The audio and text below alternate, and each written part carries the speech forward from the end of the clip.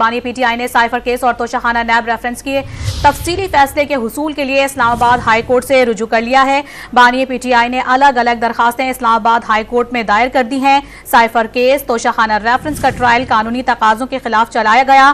درخواست میں یہ موقف بانی پی ٹی آئی کی جانب سے اپنایا گیا ہے۔ آپ کو اپڈیٹ کر رہے ہیں، بانی پی ٹی آئی نے سائفر کیس اور توشہخانہ نیب ریفرنس کے تفصیلی فیصلے کے حصول کے لیے اسلام آباد ہائی کورٹ سے رجوع کر لیا ہے۔ بانی پی ٹی آئی نے الگ الگ درخواستیں اسلام آباد ہائی کورٹ میں دائر کر دی ہیں۔ سائفر کیس توشہخانہ ریفرنس کا ٹرائل قانونی تقاضوں کے خلاف چلایا گیا۔ درخواست میں یہ موقف اختیار کیا گیا ہے۔ بانی پی ٹی آئی نے سائفر کیس اور توشہخانہ نیب ریفرنس کے تفصیلی فیصلے کے حصول کے لیے اسلام آباد ہائی کورٹ سے رجوع کر لیا ہے۔ مزید جانتے ہیں ڈان نیوز کے نمائندے عمر مہتاب برنی سے۔ عمر، بتائیے گا درخواستوں میں کیا موقف اختیار کیا گیا ہے؟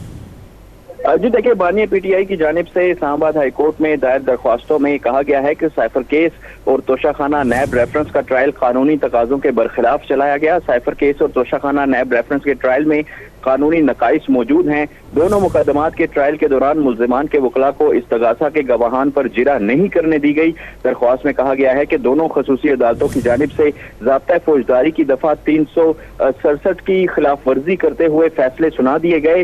اسلام آباد high court official secrets act خصوصی عدالت کو سائفر کیس میں تمام شہادتیں عبوری اور حتمی حکم ناموں کی نقول فراہم کرنے کے احکامات جاری کرے، جبکہ عدالت احتساب عدالت کو توشہخانہ ریفرنس میں تمام شہادتیں عبوری اور حتمی حکم ناموں کی نقول فراہم کرنے کے احکامات جاری کرے۔ جی بہت شکریہ عمر مہتاب برنی اپڈیٹ کرنے کے لیے۔